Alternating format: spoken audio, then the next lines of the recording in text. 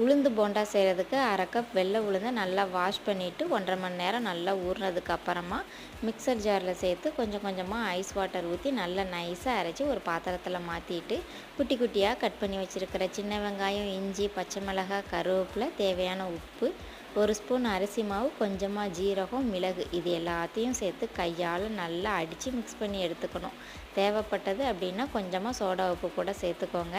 நல்லா இந்த மாதிரி அடித்து மிக்ஸ் பண்ணிவிட்டு அதுக்கப்புறமா நம்ம வடையோ போண்டாவோ செய்யும்போது நல்லா புசு புசுன்னு கிடைக்கும். நல்லா அடித்து மிக்ஸ் பண்ண மாவை 10 நிமிஷம் ஃப்ரிட்ஜில் வச்சுட்டு அதுக்கப்புறமா சூடான எண்ணெயில் கையில் தண்ணியை விட்டுட்டு மாவை கொஞ்சம் கொஞ்சமாக கிள்ளி எண்ணெயில் போட்டு அடுப்பை மீடியம் ஃப்ளேம்லேயே வச்சு அப்பப்போ மிக்ஸ் பண்ணி கொடுத்து நல்லா பொன்னிறமாக பொரித்து எடுத்துட்டோம் அப்படின்னா சூப்பரான உளுந்து போண்டா ரெடி ஆயிரும். வடை செய்ய ஒழுங்காக வடிவம் வரல அப்படின்னா இந்த மாதிரி போண்டா செஞ்சு பாருங்கள். எனக்கு ரொம்ப பிடிக்கும். ட்ரை பண்ணி பார்த்துட்டு கமெண்ட் பண்ணுங்கள். தேங்க்யூ.